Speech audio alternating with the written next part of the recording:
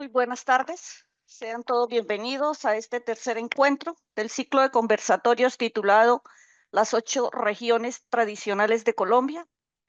El tema que nos reúne hoy es la región santandereana. Nuestro anfitrión, el profesor Armando Martínez, tendrá como invitado y cortertulio al doctor Gonzalo Zapata. Ellos nos harán la presentación de este tema y posteriormente daremos la palabra a los invitados. Bienvenidos.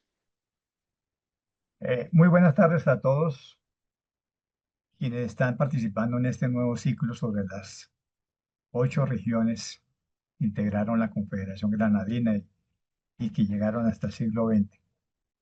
Estoy en el departamento de Juan Gonzalo Zapata, aquí en Bogotá, y vamos a tener una conversación muy animada en su estudio. Muchas gracias, Juan Gonzalo, por recibirme en su espacio privado. Esta es su casa. Bueno, el tema de hoy es el Estado Federal de Santander que se vuelve soberano en 1861. Lo primero que hay que decir, y lo hemos dicho ya en varias oportunidades, es que el diseño de los estados federales fue bastante arbitrario porque se hizo por el Congreso de la República, especialmente en el Senado, que se reunió en 1856 y 1857, donde fueron examinados tanto en el Senado como en la Cámara varios proyectos alternativos. Pero finalmente quien decidió cómo quedarían armados los 9 estados de la los 9 estados de la Confederación fue, los 8, perdón, porque inicialmente eran 8, fue el presidente del Senado, general Tomás Cipriano de Mosquera. En 1856 cursaron en el Senado dos proyectos. Uno era para crear un estado que se llamaría Santander, cuya capital sería Pamplona, y agarraría las provincias que se han separado de Pamplona en 1850, es decir, la provincia de García Rovira, la provincia de Soto, la provincia y la provincia de Pamplona. Pero, y se llamaba Santander porque una cosa, algo que hay que recordar es que la primera provincia que llevó el nombre de Santander fue la provincia de Cúcuta en 1850. Entonces, el uso del nombre del general Francisco de Paula Santander empezó en 1850 cuando se creó una pequeña provincia llamada Santander que fue segregada de la antigua provincia de Pamplona. Entonces los pamploneses llevaron al Congreso en 1856 la propuesta de crear un estado federal que se llamara Santander, que integraría las provincias de Cúcuta, Pamplona, García Rovira y Soto. Y los representantes de El Socorro llevaron otra propuesta de crear el estado de Guanentá, que tendría como capital El Socorro y agarraría básicamente lo que fue el antiguo corregimiento del Socorro, es decir, San Gil, Socorro, eh, y ni siquiera tenían presente que podían meter a Vélez. Vélez siempre estaba jugando con Boyacá en esa época.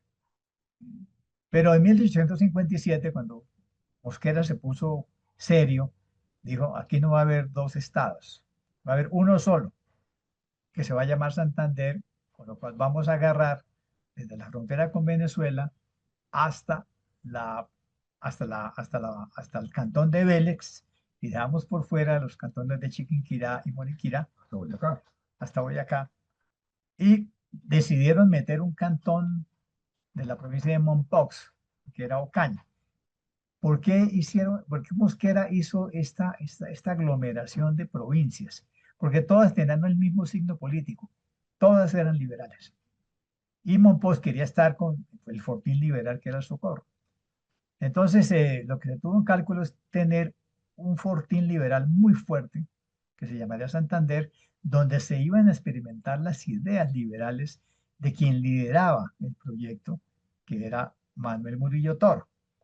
Manuel Murillo Toro es el gran jefe liberal hasta su muerte en 1880, el hombre que estaba tratando de experimentar muchísimas cosas del liberalismo radical, y por eso en Pamplona los constituyentes escogieron como primer presidente del Estado a Manuel Murillo Toro, justamente porque era el paladín del liberalismo radical y lo fue hasta su muerte, justamente. Él era del Tolima, ¿no? Él era de Chaparral, El Chaparral. Chaparral, que se convertiría en parte del estado del Tolima, porque inicialmente eso era de Cundinamarca, pero el general Mosquera en la guerra del 61 decidió premiar a los tolimenses que lo apoyaron, creando El el noveno. estado del Tolima con el noveno estado, El noveno. con lo que eran las provincias de Neiva, las provincias de Mariquita, quitándose la Cundinamarca y debilitando de esa manera a Cundinamarca, pero pues, los cálculos no salieron bien porque el Tolima va a ser en adelante un estado muy conservador,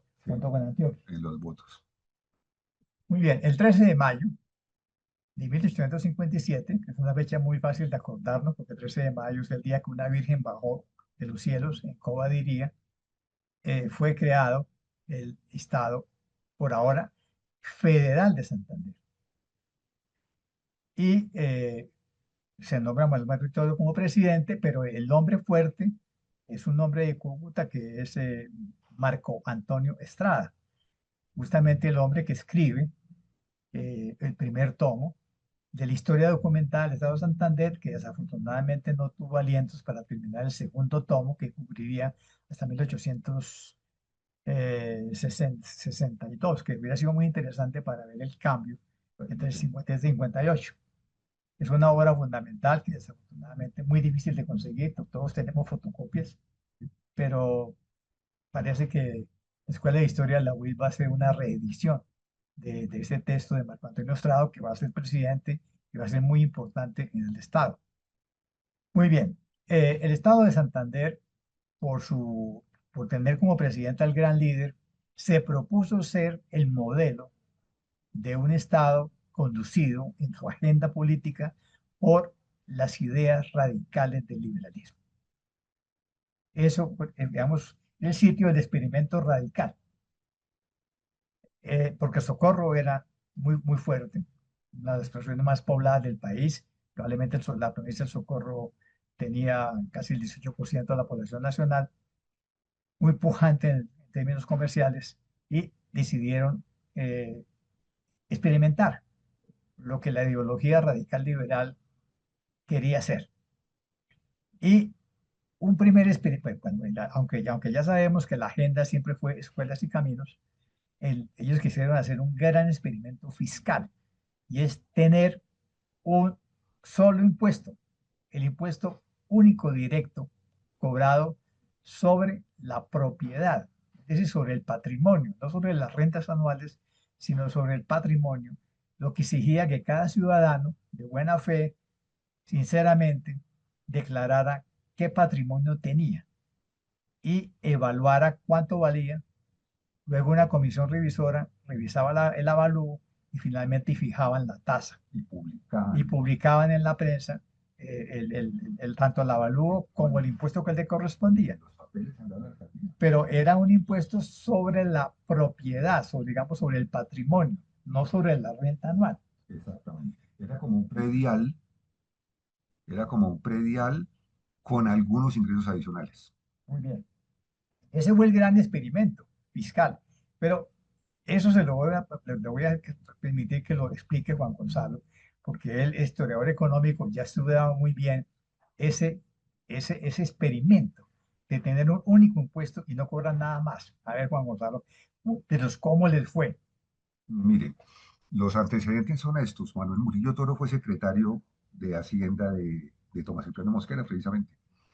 Y él en ese momento publicó algunas cosas que decía que si cobráramos un impuesto único directo y se lo entregáramos a las provincias, alcanzaría para las provincias, porque en la época no había todavía estados soberanos, y que inclusive le podían devolver plata al Estado, porque él hizo una estimación escandalosa para la época, que era que eso podía producir alrededor de 10 millones de pesos.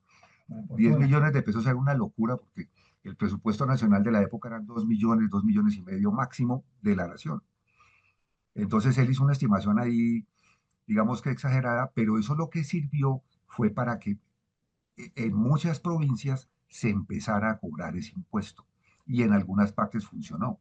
Lo que no explicó él era cómo tocaba cobrar eso. ¿Quién iba a calificar los predios? ¿Qué predios entraban y qué predios no entraban?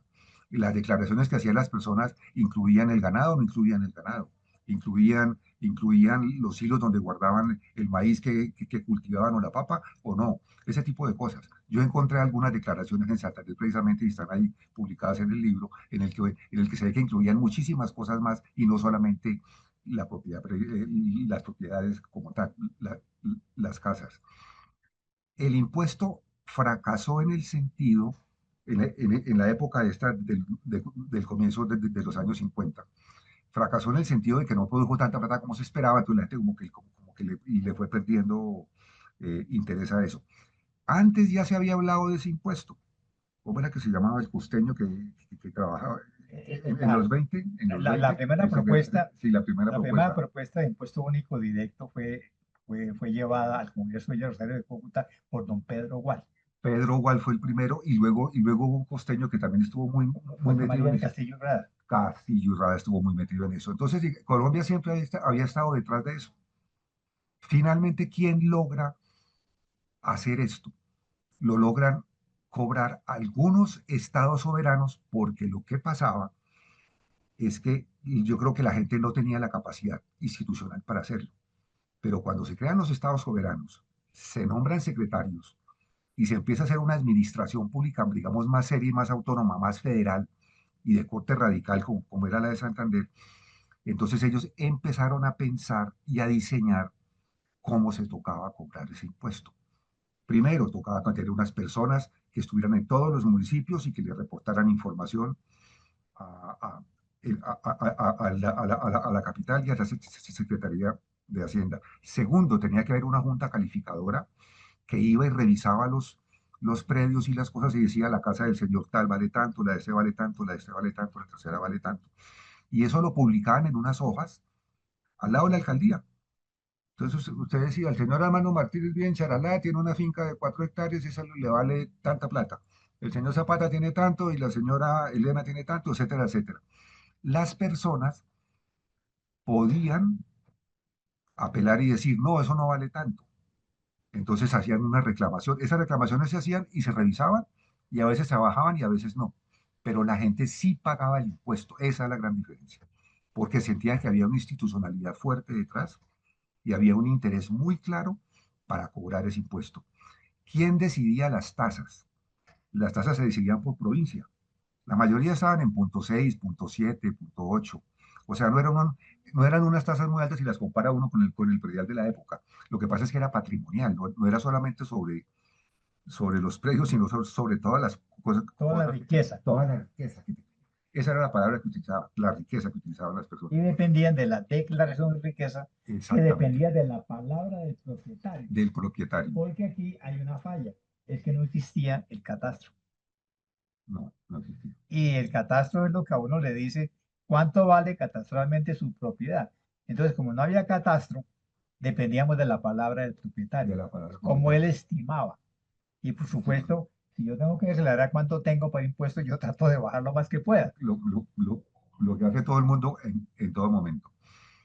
Ese impuesto empezó a generar mucha plata y se convirtió en la principal renta del estado de Santander. ¿Dónde más funcionó bien el impuesto? Cundinamarca, que se demoró.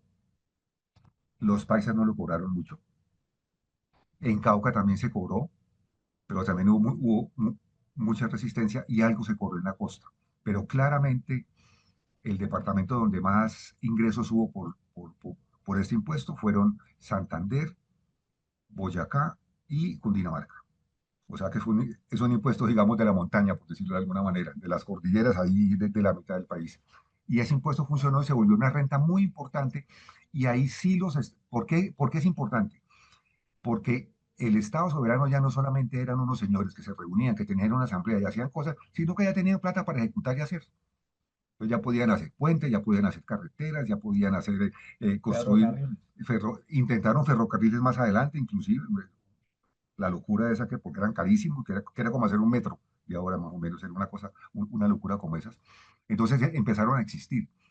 Pero además, como se generó una cultura tributaria y una cultura fiscal y una cultura financiera dentro del Estado, el Estado empezó a manejar otras rentas que ya existían anteriormente y a manejar de una manera mucho más eficiente.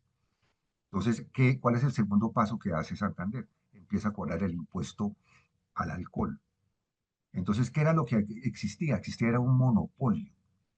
El Estado le entregaba a un productor privado, el señor tenía que garantizar que iba a sembrar la caña, que iba a producir un alcohol de mínimo 24 grados, que ese alcohol iba a ser limpio, que tenía que tener las botellas y los caminos de distribución, y le entregaban la venta del aguardiente en un municipio o dos municipios o tres municipios durante un periodo de 1 o 2 años.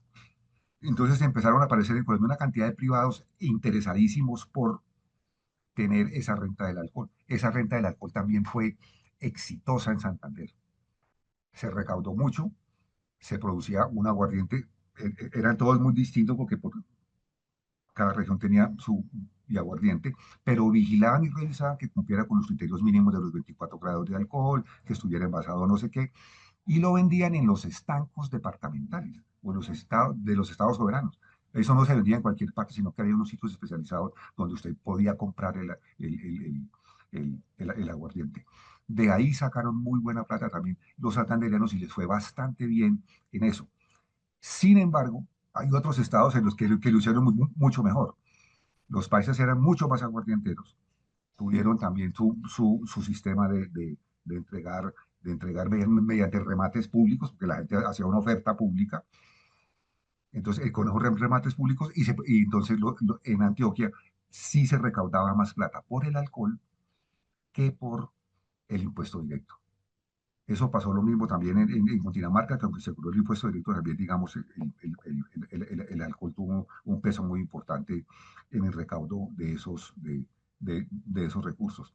Entonces, ¿qué es lo que empieza a pasar en el país? Y es que los estados soberanos empiezan a consolidarse económicamente, pero ya la parte pública, no la parte privada. Los estados sí se crearon, como dijo Armando ahorita, y es que hubo una negociación política muy fuerte. Yo me acuerdo que la famosa provincia del Tundama, Tundama, que no sabía si iba a quedar en Boyacá, iba a quedar en Santander, y finalmente creo que quedó en Boyacá. quedó en Boyacá. Quedó en Boyacá. Existe hasta el día de hoy la provincia de Tundama. Pero estuvo muchos días en que iba a quedar en Santander. Y esa negociación se hacía así. Entonces Cauca decía, yo le dejo este pedazo a usted por allá y Antioquia coge esto. Hubo un pedazo ahí que quedó en el aire porque eso no estaba habitado, solamente vivían indígenas ahí. Y se negoció así en todas partes. Pero lo importante es que sí existían las regiones en el sentido de que había unas ciudades que eran polos de desarrollo y de actividad económica. Entonces nadie puede negar que Tunja era el polo económico y del desarrollo de Boyacá, que Bogotá era tal cosa, que Ibagué tenía tal cosa, que Bucaramanga en este caso, pero no era en ese momento, era más Socorro, pero se consolidaron como centros económicos. Cartagena era Cartagena, entonces obviamente el estado de Bolívar iba a quedar en Cartagena como capital, y tenían la aduana allá y tenían la actividad comercial. Entonces, sí existían las regiones, pero no se habían formalizado políticamente. Eso es bien importante. Por ejemplo, Popayán existía ahí y estaba ahí, y a Popayán le dejaron toda la parte de abajo del país, le entregaron todo, como era el departamento más grande, el estado soberano más grande del país, y eso fue muy interesante.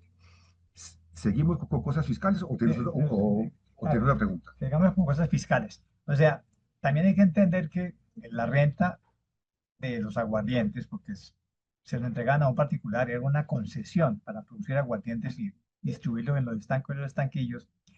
Eso daba mucha plata porque había una mentalidad que hoy en día no tenemos. Y es que todo hombre, cuando terminaba el trabajo, lo único que quería hacer era beber aguardiente. Todos los días de la vida. Era el premio al trabajo. Primer trabajo. O sea, yo lo conocí en el Tolima, cuando estuve en el Tolima trabajando joven, y yo no podía creer eso, que la gente salía del trabajo y era a buscar cartas y beber aguardiente. Todas las noches de la vida. Sí, Hoy en día eso nos parece increíble, como nos parece increíble que haya gente que todos los días fumaba una cajetilla de cigarrillos. en Risaralda era así. Muy bien. Entonces, como había esa costumbre inveterada de tomar aguardiente, y las guerras civiles nos explican sin cantidad de aguardiente que se llevaban para poder entrar a la batalla, es que funcionó esa renta. Otra renta que tú has estudiado que aún se mantiene es la del degüello de ganado. La del degüello de ganado. Cuéntanos cómo es la renta del degüello de ganado. Y entre otras cosas, les voy a contar algo. La UIS se pudo abrir en 1948 porque duplicaron la renta del degüello del ganado que se sacrificaba en Bucaramanga y esa excedente del degüello permitió abrir la UIS el 1 de marzo de 1948. Ok. Ahí hay un tema importante y es que es, era un país que era muy rural, era un país que tenía muy marcadas diferencias entre ingresos entre los pobres y los ricos. Entonces, el consumo de carne era inicialmente muy costoso. Comer carne era un lujo. Entonces, la gente no comía carne todos los días como lo hacemos nosotros ahora cuando queremos. Sino que la gente, los que tenían recursos podían consumir carne todos los días. Y básicamente era el ganado, el ganado, las vacas como tal, porque digamos que había y otros animales, pero la renta iba sobre eso. Entonces, ¿cómo se cobraba la renta? Pues había un matadero, porque usted no podía matar los animales fuera de algunas condiciones que le establecía, digamos, la regla del juego. Usted no puede salir a la calle a matar un animal, por así decirlo. Alguna gente seguramente lo hacía. Pero entonces la gente tenía que ir al matadero y le tocaba pagar por el degüello de ese animal. Y ese era un impuesto que se le cobraba a la persona y que entonces que le daba permiso para poder faenar el animal y llevarlo a las carnicerías. Entonces ahí había una renta que además se articulaba con otras rentas que cobraban también los municipios. Los municipios cobraban los puestos en las plazas de mercado. Y en las plazas de mercado había carnicerías. Y generalmente cerca de las plazas de mercado están los mataderos. Si ustedes van a los pueblos y buscan eso, van a encontrar que la plaza de mercado que quedaba en tal parte y el matadero quedaba ahí a 2, 3 cuadras nomás. Entonces se faenaba, no se faenaba todos los días, en los pueblos pequeños se faenaba el día del mercado, pero ya en los municipios grandes se faenaba más. Conforme la riqueza de Santander fue aumentando, porque la creación del Estado Soberano de Santander coincide con la expansión económica de una cantidad de productos que comenzaron a exportarse en Colombia. Entonces, esa exportación de productos, como por ejemplo era el añil, como por ejemplo era la corteza esta famosa que es la quina, que Santander estaba lleno de bosques donde había quina, cuando los que iban sobre el Carario Pón por allá, había una cantidad de gente que tenía permiso de la nación para explotar esos bosques, hubo inclusive peleas entre ellos bastante famosas, Lenguer que tiene esa historia. Entonces, hubo un momento de auge económico y ese auge económico se veía reflejado en la actividad económica que estaba en las ciudades. Empezaron a construirse muchas más casas, empezaron a construirse muchos más sitios de mercado, muchos más comercios. Entonces la gente tenía más plata y esa plata que tenía en el bolsillo se vio representada en el aumento del consumo de carne.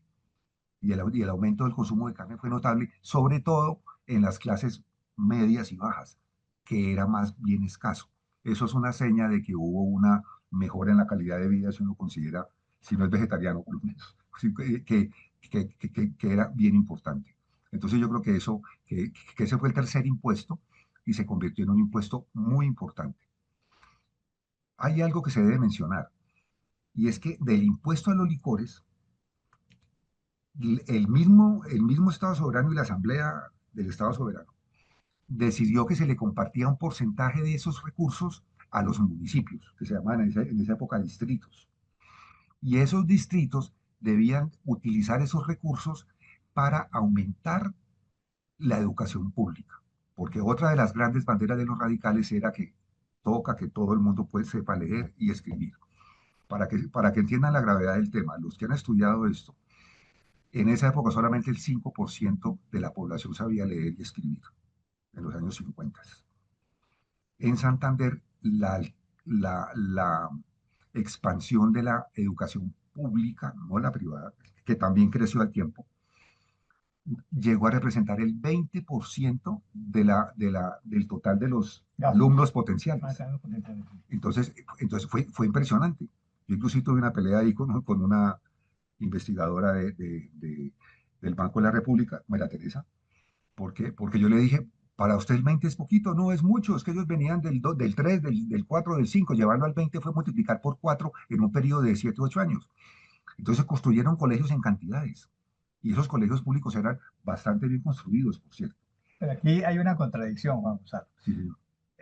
Murillo Toro decía que el Estado había que reducirlo a la mínima expresión y no debía ocuparse sino de la justicia y la autoridad. Y lo demás había que dejar a los particulares. Y entonces llegó a decir que la educación era un problema de los padres de familia, no era un problema del Estado, Que era privado. que tenían que hacerlo los particulares privados. Sin embargo, a pesar de que en los primeros años se dijo eso, el caso de Santander es ejemplar en lo contrario, en la gran inversión pública en normales, que tuvo tres Santander, en escuelas de primeras letras y en colegios. Al punto que, si usted mira los gastos de Santander, la parte de León se la lleva la Sí, inversión en sí, educación. sí. Entonces, en la vida real en Santander se hizo lo contrario de lo que predicaba el radicalismo liberal. Claro, claro. Y si hay algo que salva la experiencia federal en todo el país, fue la revolución educativa.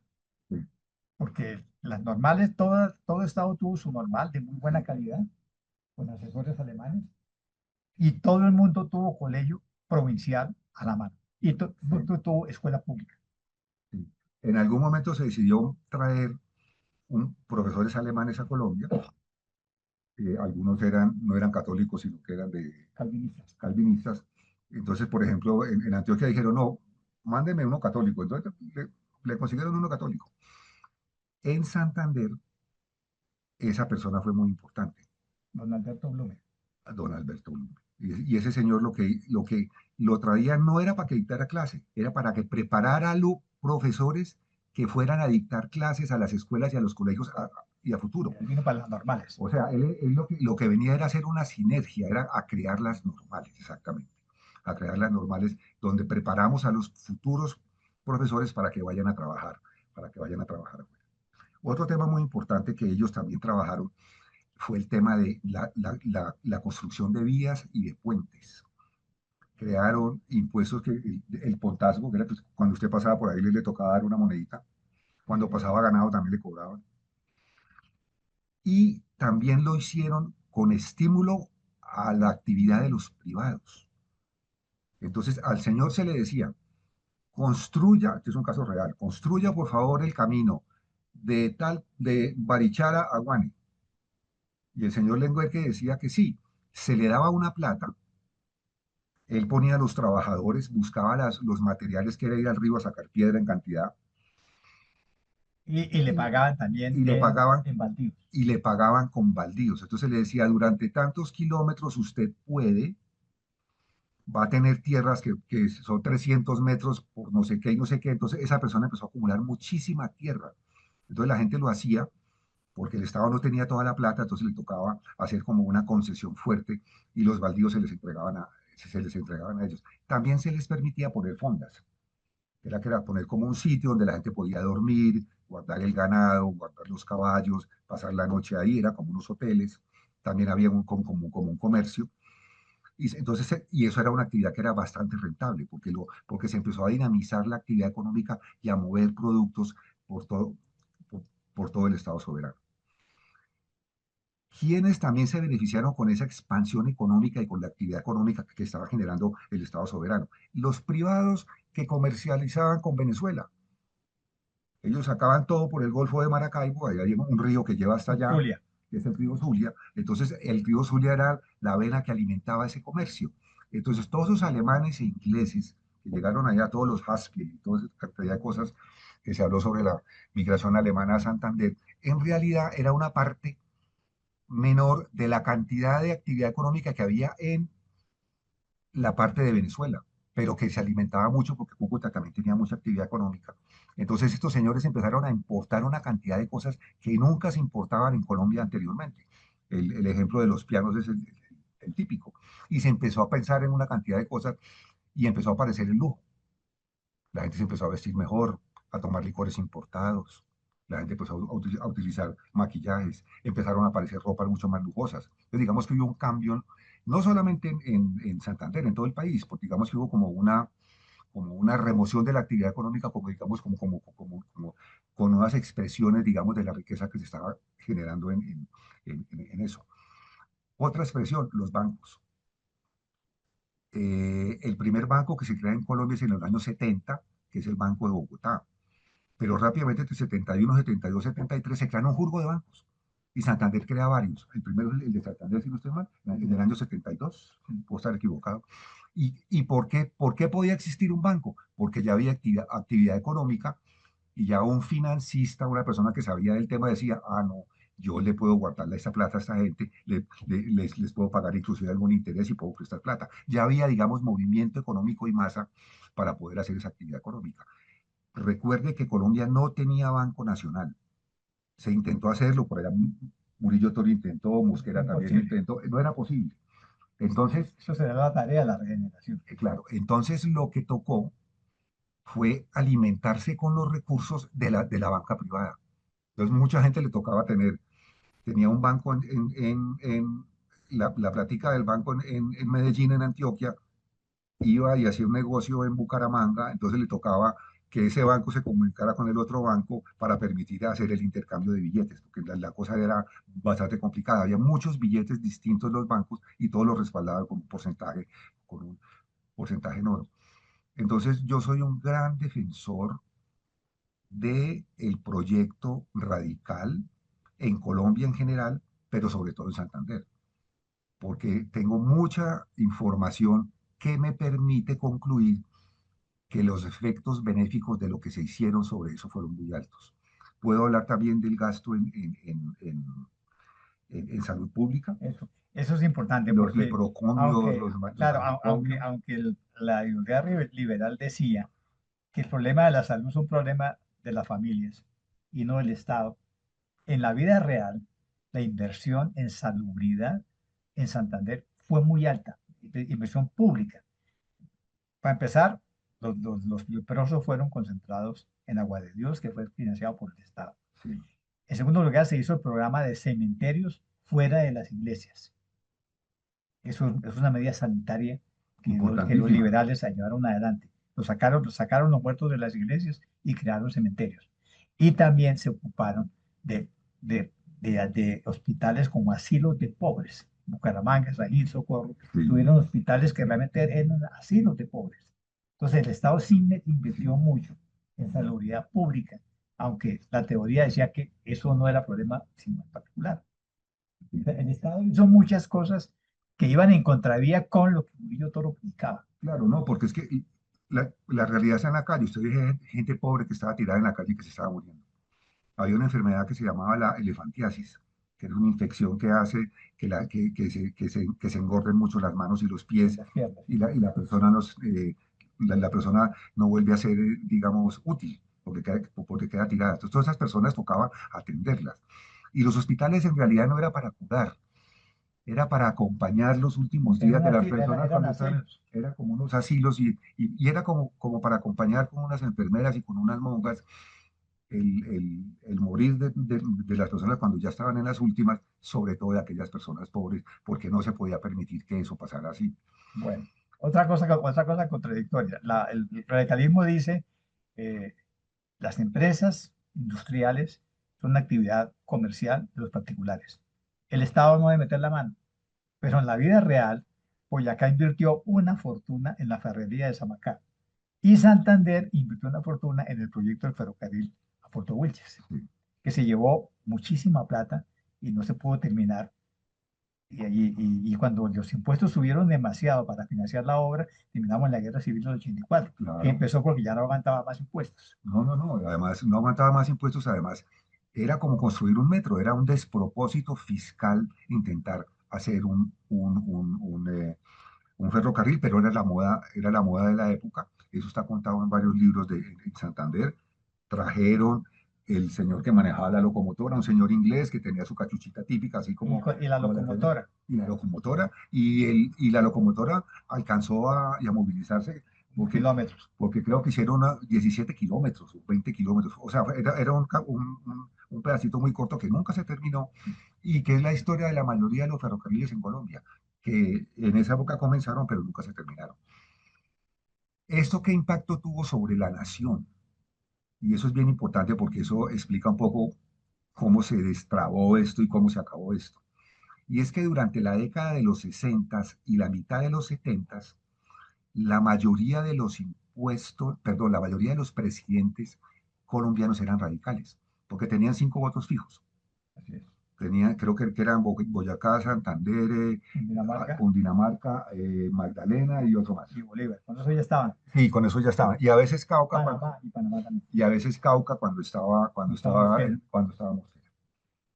Entonces, me perdí, estábamos Sí, hablando. los únicos que... Claro, entonces era muy fácil hacer la coordinación entre los estados soberanos y los gobiernos, porque inclusive los secretarios trabajaban en los estados y también trabajaban en la nación. Y eso permitió que los estados soberanos sacaran unas leyes en las cuales parte del recaudo de los impuestos nacionales se transfiriera a los estados soberanos. Y eso para mí fue una novedad. Cuando yo encontré, yo dije, ah, no, pues las transferencias típicas de ahora, el SGP que estamos peleando de toda la vida. Y eso se hizo con la renta de Salinas. Entonces ahí están las leyes, ahí están los decretos que le dicen de cada 100 pesos la nación se queda con tanto y le vamos a entregar a los estados soberanos tanto en función de una manera como se distribuyen esos recursos. Entonces fueron recursos adicionales que se invirtieron también La en renta de Santander. Salinas, que era un monopolio del Estado, funcionaba como la renta, como las regalías petroleras, Es más o menos. porque se generaban en Zipaquirá en gran cantidad, Sí, gracias a que se usó un sistema de arrendadores, y esa gran cantidad se distribuía entre los estados, entre los estados soberanos. y era un adicional. Entonces, es una transferencia fuerte, que también llegaba a transferencia, parte de esa, así como llegaba parte de la del alcohol, a los municipios. Entonces, digamos, hubo una dinámica económica y unas reglas del juego que eran muy claras. Cuando ya empezaron a cambiar los presidentes, después de la guerra del 75-76, y llegó Julián Trujillo, que se llamaba, Después de Parra. y después de Aquileo Parra. Y después llegó Núñez, pues ahí ya obviamente ellos empiezan a decir, no señor, la nación no puede ser más débil fiscal y financieramente que los estados soberanos. Entonces obviamente ahí empieza, digamos, ya una confrontación y ahí se empieza, digamos, como a romper ese círculo virtuoso económico que se había generado entre lo público y lo privado en Santander. Lo privado sigue, pero ya la nación crea el Banco Nacional, que empiezan a afectar los otros bancos, las transferencias ya se empieza a perder. Entonces, digamos, empieza a haber como una confrontación de alguna manera entre el modelo radical y el modelo federal y los gobiernos nacionales que ya estaban, digamos, muy de la mano de Rafael Núñez. Muy bien. Ahora, desde el punto de vista político, la federación tuvo dos grandes problemas. Primero, la insistencia de Murillo Toro en que el Estado Nacional no podía intervenir en los movimientos políticos de los estados soberanos. Es decir, si se producía una revuelta y tumbaban al presidente, el Estado central tenía que mirar y no intervenir. Y sucedió en muchas partes, Pasó en Antioquia, en Panamá, en pero, todas partes. pero justo Berrío. Entonces ellos decían que hagan lo que quieran los estados, tumben gobiernos, cierren asambleas legislativas. El Estado no interviene. Eso va a ser lo que Rafael Núñez va a llegar a acabar. Se acabó. El Estado Nacional entra en los estados. Ese desorden no es No me lo válido. aguanta. El segundo problema político que tuvieron los estados, especialmente Santander, es que el Estado no podía perder el voto liberal nunca. Y para que no lo perdiera nunca, tenía que haber corrupción electoral en las asambleas primarias. Y la corrupción en las asambleas parroquiales y primarias fue campeante. Si la guerra del 84 empezó por el fraude que organizó Solón Wilches para imponer a su candidato. Claro. Y no se aguantaron más y se fueron a la guerra. Entonces tiene el problema del fraude es muy importante. Y la tercera cosa grave es que hubo muchas guerras civiles dentro de los estados. ¿Por qué?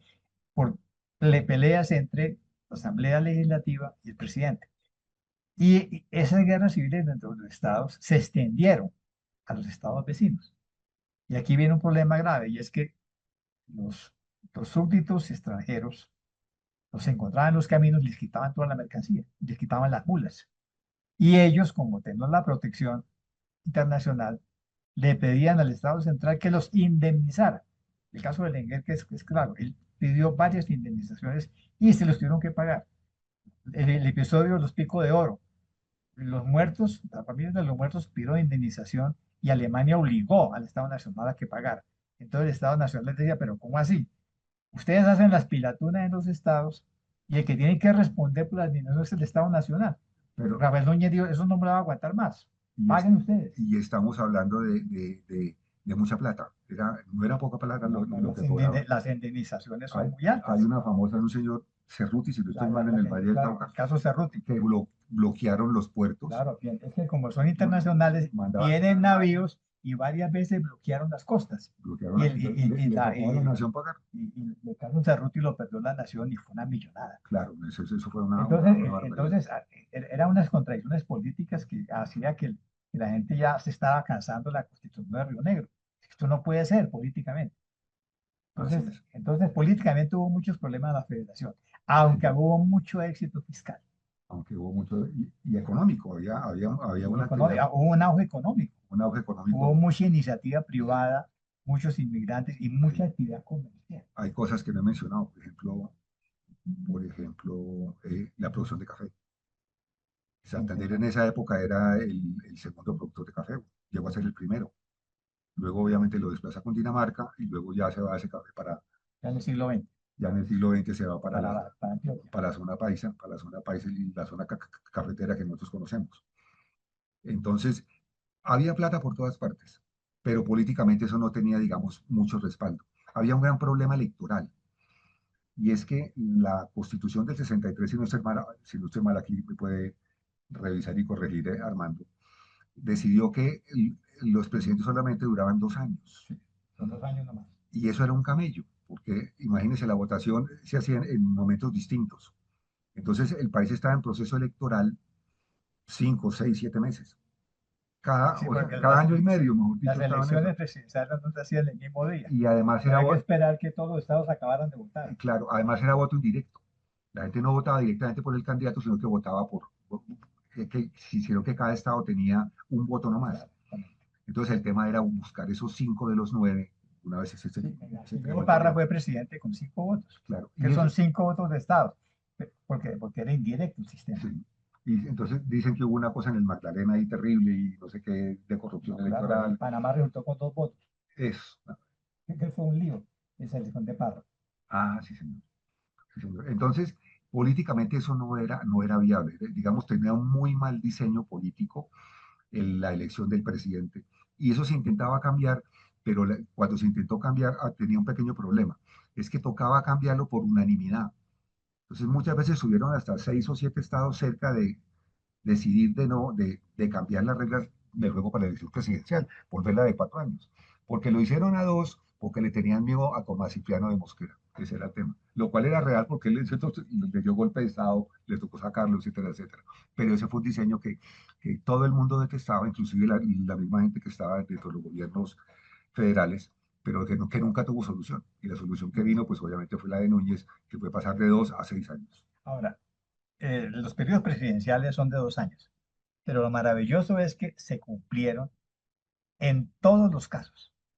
O sea, el único presidente que no terminaron el periodo fue porque murieron.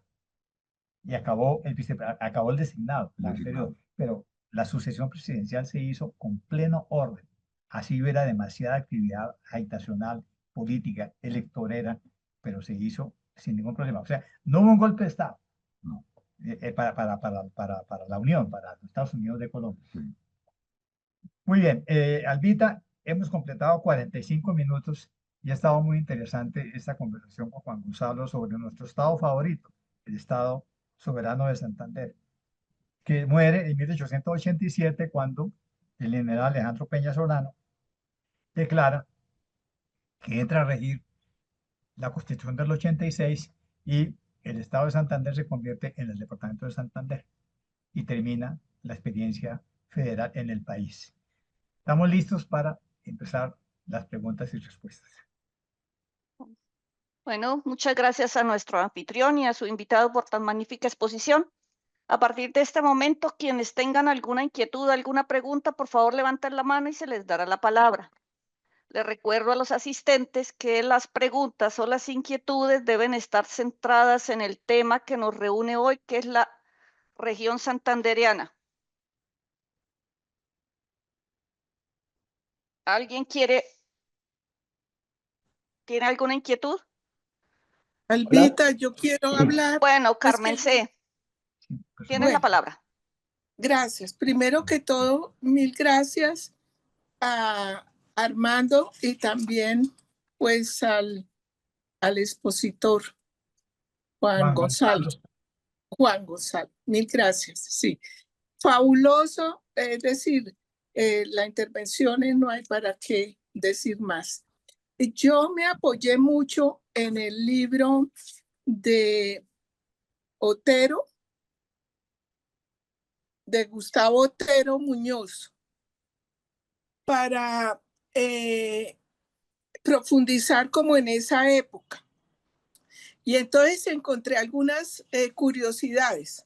Por ejemplo, muchos de los que fueron presidentes del estado de Santander también fueron presidentes del Estado-Nación. Y cómo la relación, digamos, permanente, digamos, de Manuel Murillo Toro, que definitivamente fue un líder, no solamente nacional, sino también que nos sirvió mucho en lo que era el Estado soberano de Santander. De hecho, durante la primera, digamos, presidencia del Estado de Santander, que fue el que llevó a Bucaramanga como capital del Estado. Pero también hay nombres como el de Santos Acosta, Santos Gutiérrez, Eustogio Salgar, Aquileo Parra, por supuesto, que también ocuparon en un momento la presidencia del Estado Nacional y que también fueron presidentes del Estado de Santander. Y cómo es decir, la constante relación entre el gobierno nacional y el gobierno de Santander, a pesar de la multitud de guerras civiles o enfrentamientos civiles que hubo. Entonces, para esa época yo como que rescaté algunas cosas que me parecieron interesantes que pudieron ocurrir concretamente en el estado de Santander. Ya hablaron ustedes de las carreteras. Entonces, mire la curiosidad. Antes de que Solón Wilche fuera presidente del estado de Santander, él se preocupó no solamente pues por el trabajo militar que hizo, que tuvo tanto reconocimiento a nivel nacional, sino también por el empeño en carreteras. Y encontré que él con otros, digamos, con otros amigos o con otros señores en Santander, organizaron y de su pecunio, parece que de su propio pecunio, como decía Juan Gonzalo, empezaron a, a, a trabajar en una carretera entre la Concepción, o sea, en García Rovira, y Tame. Y entonces Otero cuenta todas las peripecias y bueno, que pasaron abriendo, digamos, esa carretera. Lo otro también, Aquileo Parra, que estuvo muy interesado en todo lo del tema de las carreteras del Carario Pon. E incluso durante la presidencia de él yo encontré que habló de la naviera, pero ahí me quedó la duda si fue que fue la naviera sobre el Magdalena, porque también hablan de otros caños sobre el Carario Pon. Yo no sé si lo que hoy es Santa Rita y Santa Elena y Guacamayo, no sé, bueno. Por eso, por el lado de la educación, a mí me parece importante el nombre de Rafael Otero, porque Rafael Otero incluso así como impulsó el tema de la educación, también parece que fue la primera persona en Santander que propuso la creación de una universidad a partir del Colegio Juanita. Digamos que rescatar, como dijo Juan Gonzalo, la parte administrativa, lo de carreteras, lo de educación, y para mí fue nuevo todo lo de economía. Muchas gracias por los datos, que no los tenía muy a la mano. Y oyéndolos a ustedes hablar de lo de los bancos, yo sé que en el Socorro Santander hubo un banco. Yo voy a buscar documentos de eso, porque yo tengo documentos de eso, del banco, y tengo muy claro que la persona, ¿cómo se llamaría? Gerente del banco, la persona que firmaba todo eso de las cuentas y todo, es un señor de apellido Cala. Yo tengo esos documentos. Era eso, y muchas gracias a los dos, y muchas gracias, Elena, por permitirme participar en esta oportunidad. Mil gracias, eso era. Muchas gracias, Carmen C. Un comentario, en lo de vías de comunicación, ¿cuál era el interés? Si ellos querían exportar, tenían que llevar los productos al río Magdalena. Pero había muchos más ríos. Si ustedes miran el mapa de Santander, hay como 5 o 6 ríos que bajan. Claro, el Sogamoso y el Lebrija. Entonces, el Lebrija, el Sogamoso, todos esos ríos bajan al Magdalena, y en cada uno de esos puestos se ponía un puerto. Pero el puerto no es lo que ustedes se imaginan, era una explanada de madera nomás, y ponían un trapo cuando se necesitaba para que parara ahí el barco que pasaba cada 3, 4, 5 días, y ahí mandaban los productos que los llevaban luego hacia arriba, hacia Monpós, y luego para Cartagena. Entonces era muy importante comunicarse con el río, y muchos de los contratos que dieron era para eso, para que finalmente se pudiera ver como una vía y el camino de la exportación, porque llevarlo por tierra era mucho más complejo. Entonces, digamos, no, llevémoslo al río, y eso funcionó así, y se aumentó, digamos, la actividad económica de exportación de lo que se hizo. Así salía, por ejemplo, la quina, que eran unos costales de una corteza blanca que se guardaba y que se mandaba, que trataban de cuidarla para que el agua no la afectara. Entonces, nunca hubo claridad de cuál tenía que ser el gran puerto de Santander, pero todo el mundo intentaba que fuera el del río que le quedara más cercano. Era esa pequeña anotación. Bueno, muchas gracias. ¿Alguien más tiene alguna inquietud? Yo, ¿Tienes la palabra, hola, Gerson? hola, buenas tardes para todos, para todas. Muchas gracias nuevamente por este espacio y por la exposición. Bueno, cuando se abordan estos temas fiscales, hay algo que me llama mucho la atención, y es el tema del contrabando. En este sentido, ¿qué se nos podría decir al respecto, ya que vemos a Santander para este periodo con una buena chequera? Y lo otro que pensaba ahorita tiene que ver con la beneficencia a la que hacía referencia el profesor Martínez, la caridad, la cuestión de los pobres, porque pues ahí la iglesia va a jugar un papel determinante, o por lo menos el laicado, sobre todo con las conferencias de San Vicente para el socorro. Para este periodo se va a crear una, si no estoy mal.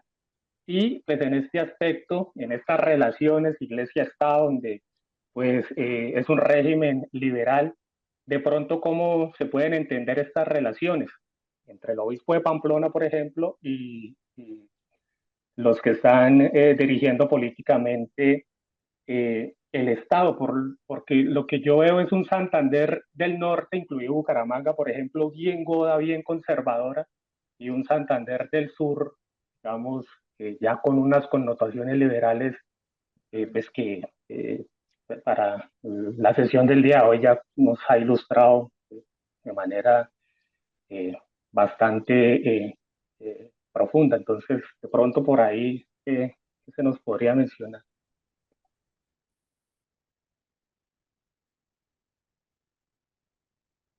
Bueno, el tema del contrabando durante el Estado federal yo no lo conozco. O sea, creo que no he visto documentos sobre el contrabando.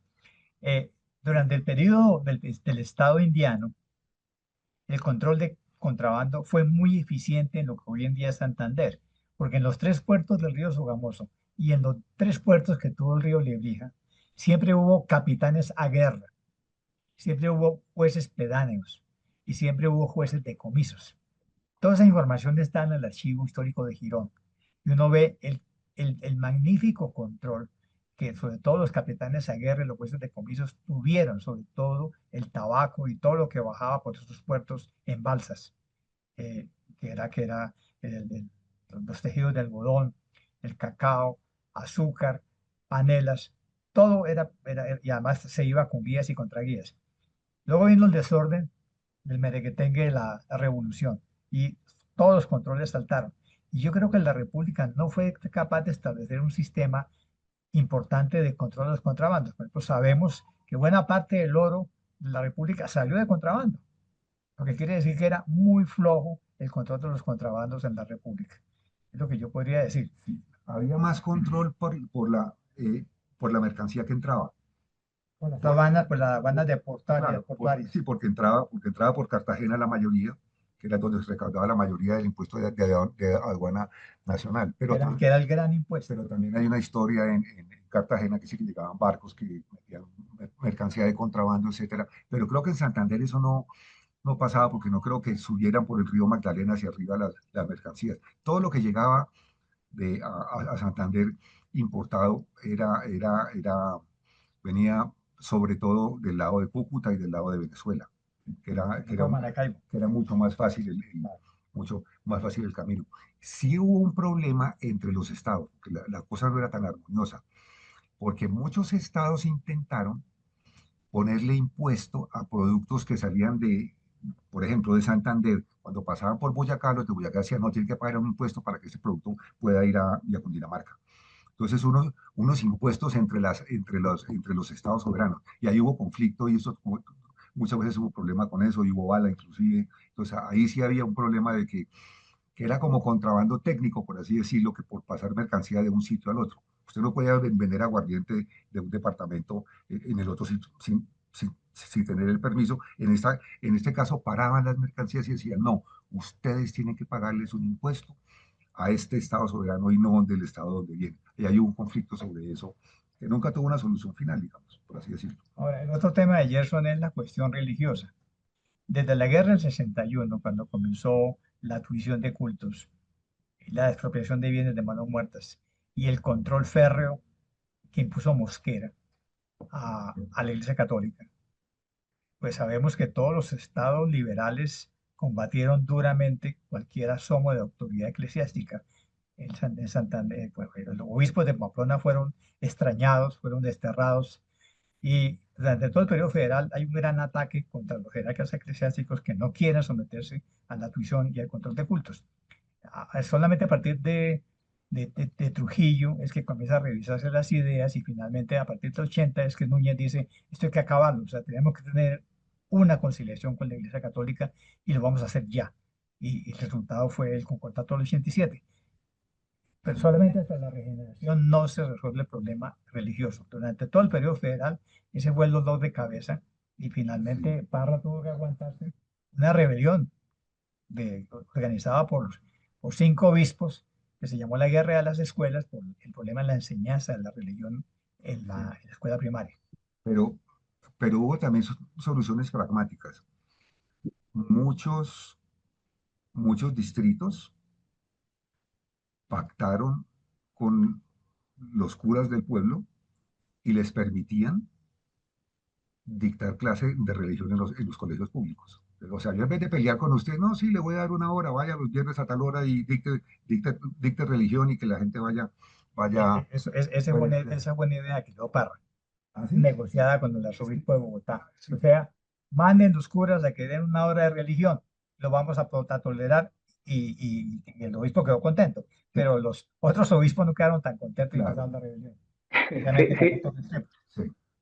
Sí, precisamente eso ahorita que estuve en Pamplona, eso es lo que yo estaba revisando, ese pragmatismo que acabas de señalar, digamos, en ciertos municipios se ve profundamente cuando uno revisa los documentos y ese intercambio de correspondencia entre Ignacio Antonio Parra, bueno, y pues, los obispos, el obispo que está en Bogotá. Y lo de la fiscalía es porque, bueno, acá en México se le está metiendo duro a esa parte de la historia económica, entonces se me ocurría que para el caso colombiano ojalá más adelante se puedan revisar estos asuntos que permitirían seguir entendiendo toda esta administración pública, sobre todo para un periodo tan rico como es la época liberal en Colombia. Bueno, hay un libro que coloca Kalmanovic, en el cual Juan Gonzalo participó, que se llama Las cuentas del federalismo. Es un gran texto de historia económica. ¿sí? Y que viene con varios capítulos, y yo hice el de Santander precisamente.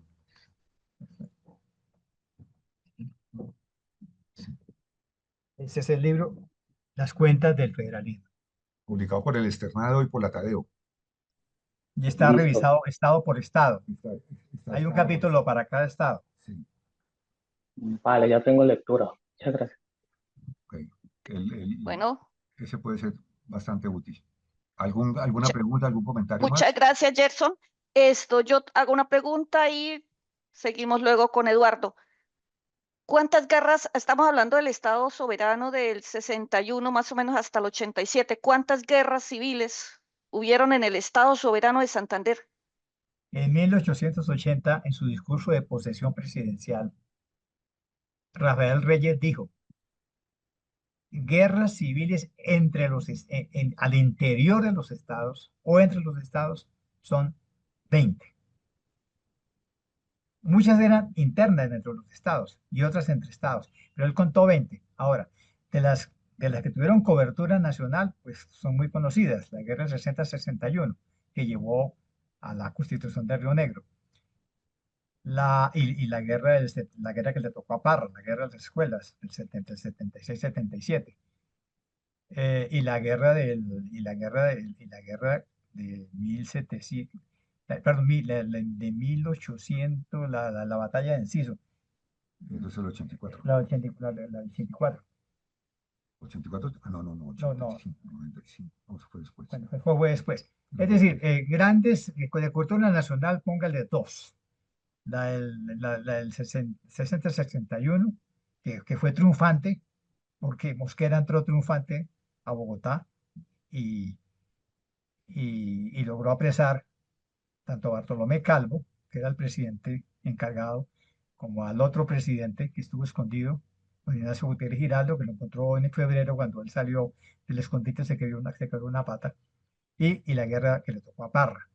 Ahora, luego viene también la guerra de Trujillo, ¿no? El mismo Trujillo también tuvo rebeliones, pero las cuentas que hizo Núñez eran 20 pequeñas guerras civiles dentro de los estados. Pero no alcanzaron fueron muy pocas las que consolidaron el golpe de Estado.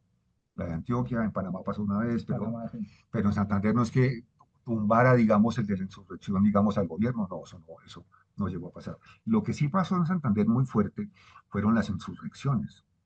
Y lo de la Pico de Oro es exactamente eso.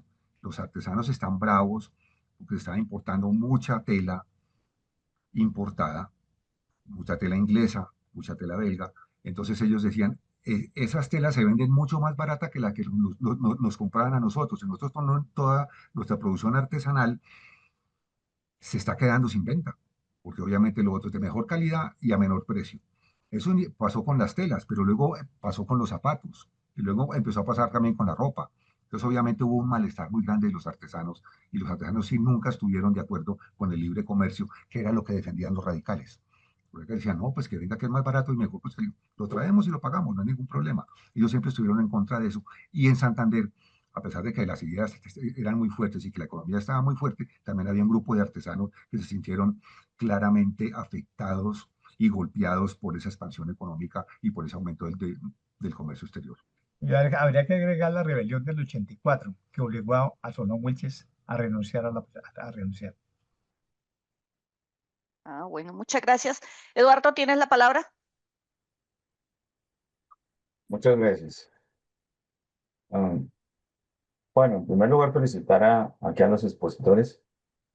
Y bueno, tengo un par de preguntas que hacer. La primera es respecto a la parte cambiaria en el manejo económico como durante el desarrollo de los Estados Unidos de Colombia, cada estado soberano acuñaba su propia moneda, ¿cómo manejaban en esa época la parte cambiaria, en la medida que un comerciante, un empresario tenía que realizar transacciones pues, comerciales y pues transportando sus productos, sus artículos de consumo de un estado soberano al otro? ¿Cómo hacían para para esa situación? O sea, desde el punto de vista cambiario, porque como se acuñaban, diferentes monedas se acuñaban en cada estado soberano.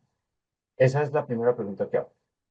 La segunda pregunta es, leí una vez en internet de que, pues, que una de las causas, es decir, del cual en esa época eran dos Santanderes, los dos Santanderes unidos, una de las causas por las cuales se dividieron los dos Santanderes, en parte fue por la presencia y la fortaleza que adquirió la élite dirigente de Cúcuta, especialmente con la exportación del café por la vía del Zulia, aunque también exportaban hacia a la ruta del Magdalena, que dicen que pues la élite dirigente de Bucaramanga llegó a un momento de estancamiento económico.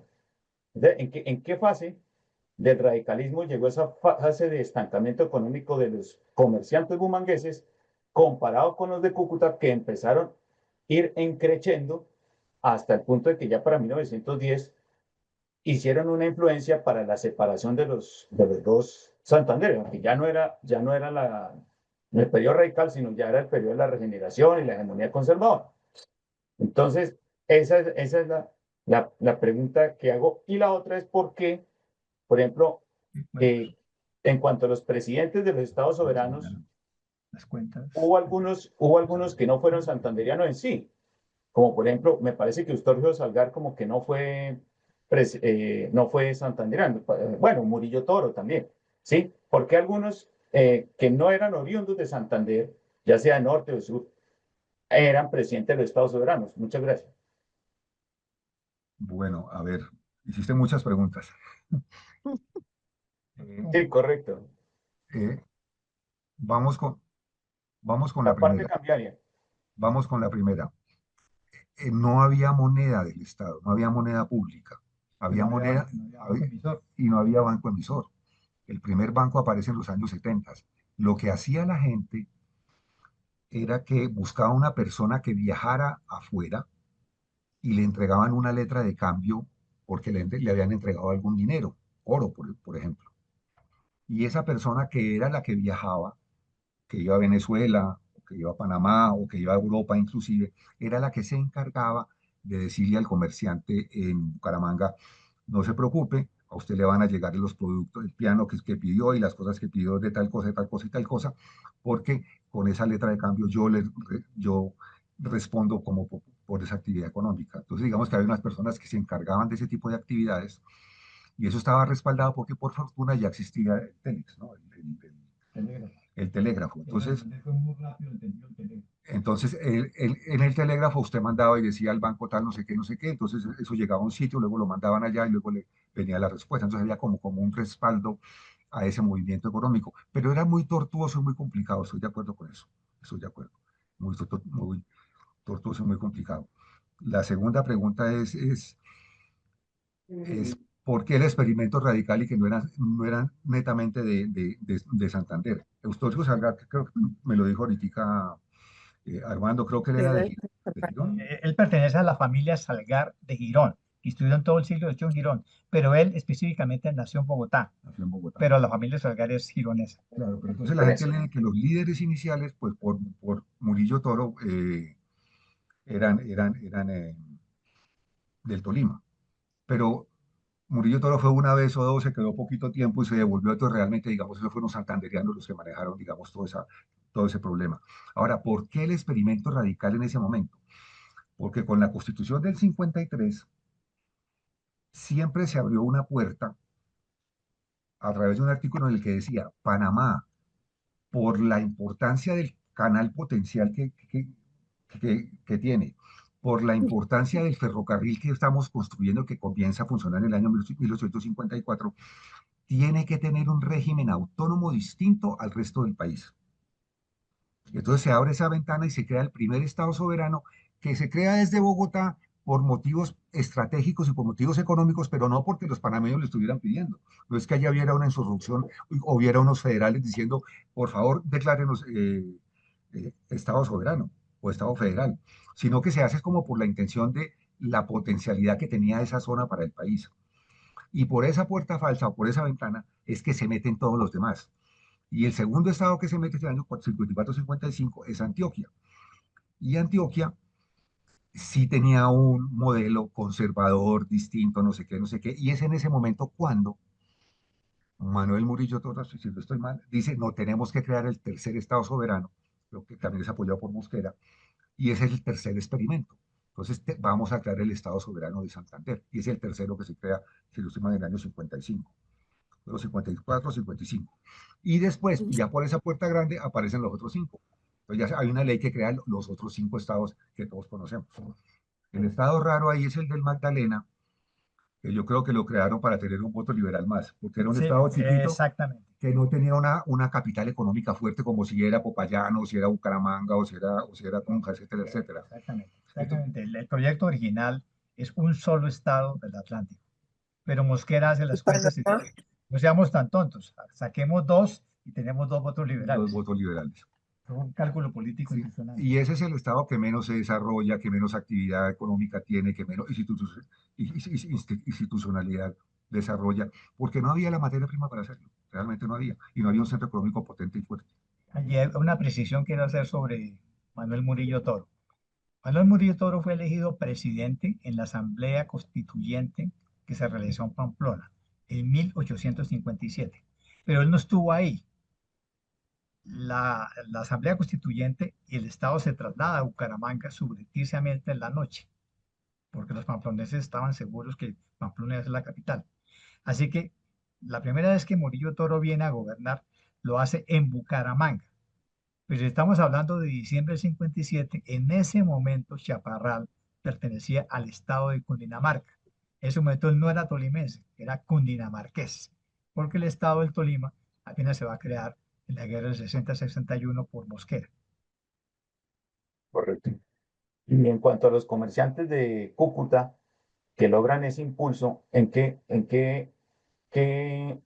año más o menos fue ese estancamiento de los bumangueses frente a los cucuteños, que siguieron en auge? No, no estancamiento, fue un desarrollo paralelo y coordinado. Los comerciantes de Cúcuta eran un grupo mucho más grande, más dinámico, a pesar de que la ciudad fue destruida por el terremoto. La Terremoto. reconstruyeron muy rápidamente y construyeron el ferrocarril exitosamente, que fue un proyecto privado, no fue público. Y ellos son los intermediarios entre los comerciantes bumangueses y los grandes comerciantes de Maracaibo. De modo que están todos conectados y no es que estén compitiendo, es que todos son parte de la misma red comercial. Y ahí se movían dos productos importantes. Uno era el café, que se extendió también, digamos, a lo que es norte de Santander, bastante, y además la exportación de los cueros de las vacas. Eran muy, si ustedes miran los registros comerciales, siempre aparecen como un rubro importante. Entonces, había personas encargadas de comprar en todos los mataderos los cueros, de tratarlos, no sé qué, y exportarlos. Y eso salía claramente por Cúcuta. Bueno, muchas gracias. En cuanto a eso, entonces, ¿cuáles serían los polos de desarrollo que tuvo el Estado soberano de Santander? Eran claros. Los polos de desarrollo son San José de Cúcuta, que es como se llama verdaderamente. El Socorro, el centro exportador de lienzos y de azúcares y de panelas. Bucaramanga y Vélez. Sin embargo, Aquileo Parra, en sus memorias, dice, yo cometí un error al haber elegido a Vélez como centro de mis actividades comerciales. Me equivoqué. Y por eso me fue mal, aunque él quería, él hizo dinero llevando conservas a Magangué. Y él dijo, yo debía haber elegido a Bucaramanga o a Cúcuta, que tenía más dinamismo. Claro, sí, es que pesa mucho eso, pesa mucho la actividad económica de un municipio.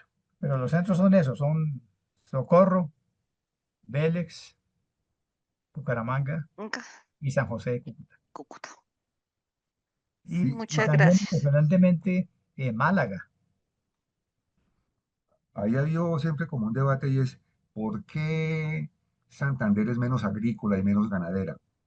Entonces se habla que la calidad de la tierra, que ellos tienen vocación más por el comercio, ese tipo de cosas, pero sí nunca ha pesado, digamos, tanto la actividad agrícola y la actividad ganadera en toda la historia en Santander en comparación con otras regiones del país donde claramente eso ya ha tenido un peso mucho más fuerte. Bueno, muchas gracias. Perdona, Les Albita, sigue ahí Carmen hay un C. nombre, ahí hay un nombre que vale la pena resaltar, que se me quedó entre el tintero, que es Damaso Zapata en educación en Santander y que también a nivel nacional.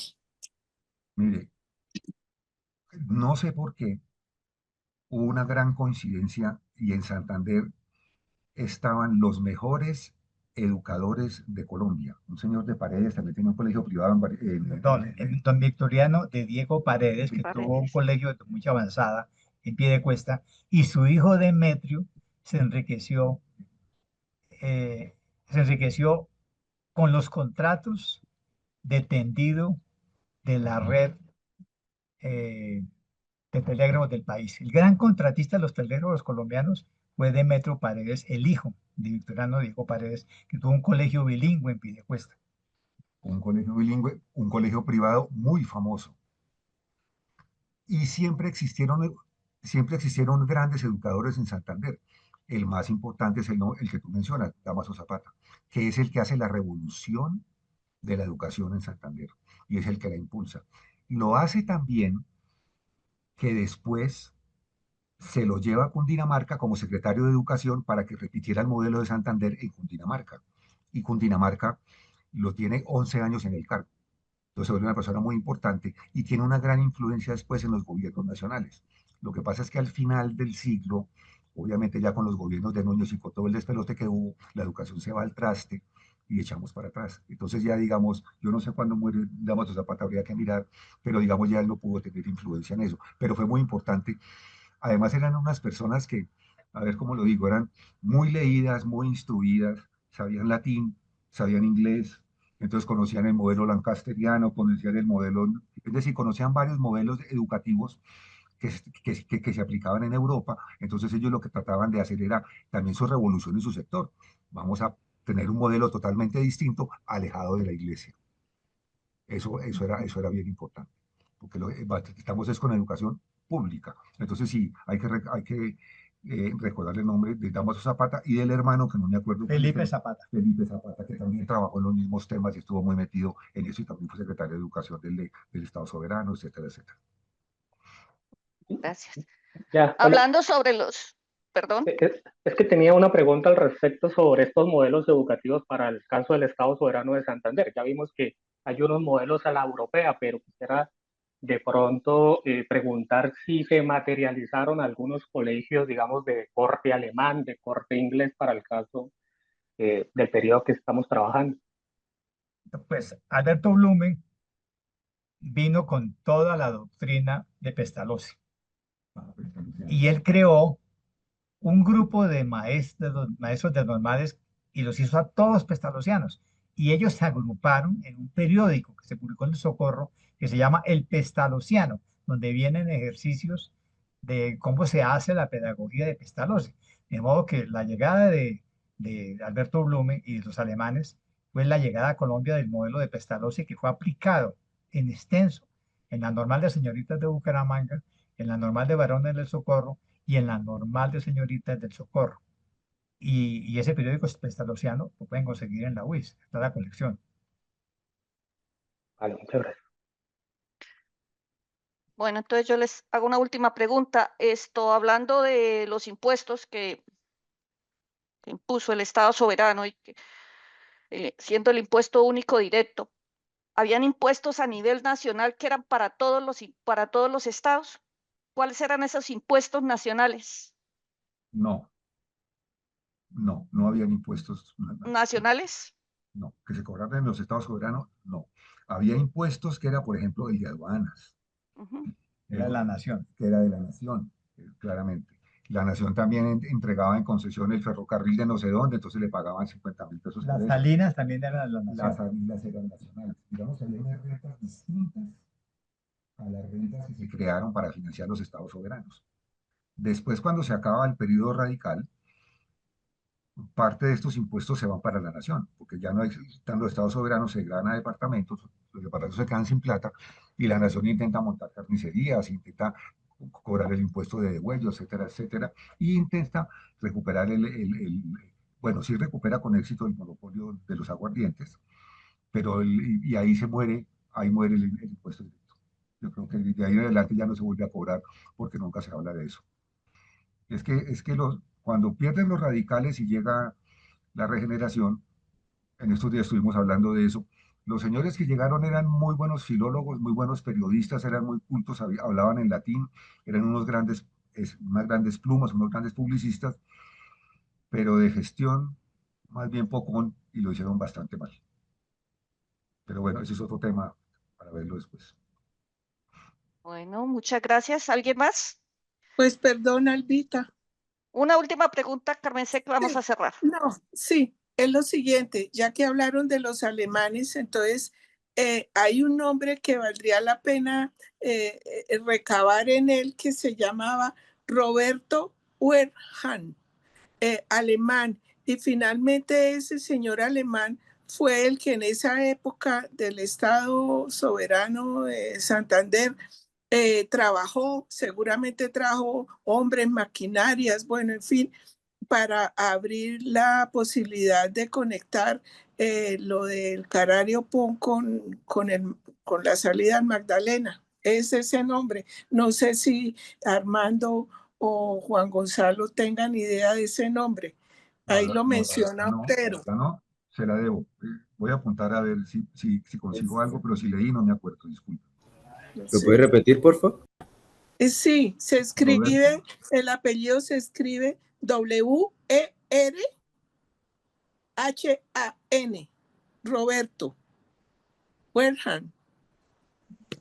no lo conocemos. Ahora, lo que sí debo decir es algo muy importante, que es que hubo una cantidad de comerciantes ingleses, italianos, alemanes, pero en paralelo también hubo una cantidad de comerciantes de la región, ¿no? Sobre todo conservadores. Ahí hay uno muy importante que es David Puyana, todo el mundo lo conoce. Liberal. Sí, liberal.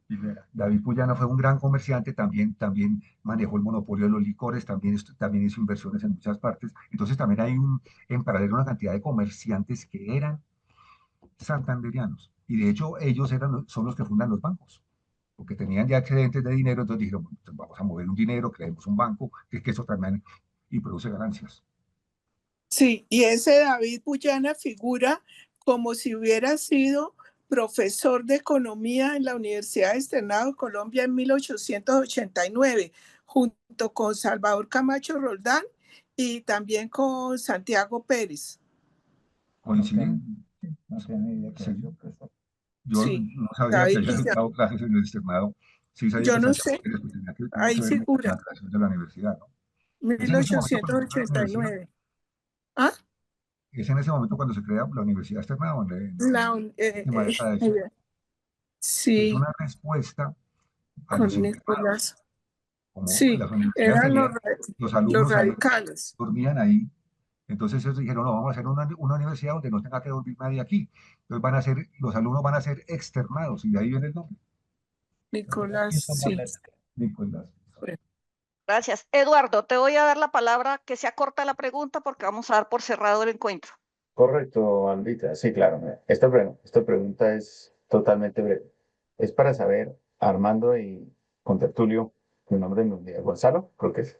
Juan eh, Gonzalo. Juan Gonzalo. Bueno, se habla que Santander, o sea, los de Santander o el Gran Santander, pues tuvieron un auge comercial. Mm, Yo no sé si dentro de esta órbita económica, comercial y financiera, también estos comerciantes llegaron a dedicarse a ser empresarios y generar fábricas para crear artículos de consumo. Es mi pregunta que hago. Muchas gracias. No, yo creo que eso ya es muy a final del siglo. Eso ya es muy al final del siglo cuando se intentan hacer esas cosas, pero sobre todo en Medellín, sobre todo en Bogotá, cuando se empieza a pensar en traer la electricidad, por ejemplo, para iluminar las calles, no las casas. Eso, se empieza a hacer eso y ya se empiezan a hacer como los primeros experimentos de las ferrerías, de cosas de ese estilo, pero en Bucaramanga, digamos, actividad industrial como tal, no creo que en el periodo radical haya habido, fuera de la producción de aguardiente, que sí era importante, la verdad. Y una cervecería en Socorro que se fue a Bogotá, en los Cobos. Ah, la de los COP que comenzó allá. Claro, la importancia del aguardiente que habló Armando, que la gente tomaba mucho, entre otras cosas era porque no había cerveza. Entonces no había muchas alternativas para tomar licores. Eso era lo que había. Eso era lo que había. O sea, el aguardiente, digamos que nos normalizaba a todos. Los de arriba y los de abajo tomaban aguardiente. Porque ese era el licor, pues digamos, que era como el predominante. Uy, Bueno, perdón, corrijo. Era Eduardo Puyana, que se llamaba El Señor del Externado, 1889. Ah, ese es otro. Eduardo Puyana, sí. bueno, muchas gracias. Por cuestiones de tiempo, vamos a dar por terminado este encuentro. Le damos las gracias a nuestro anfitrión y a su invitado y los esperamos a todos el próximo 26 de septiembre con la región Caucana. Muchas gracias a todos por su asistencia. Gracias. Gracias, Juan Gonzalo. Muchas Gracias, gracias. Elena. Gracias, Albita. Gracias a Jesús. ustedes. Gracias. Gracias. Digo, Muchas gracias.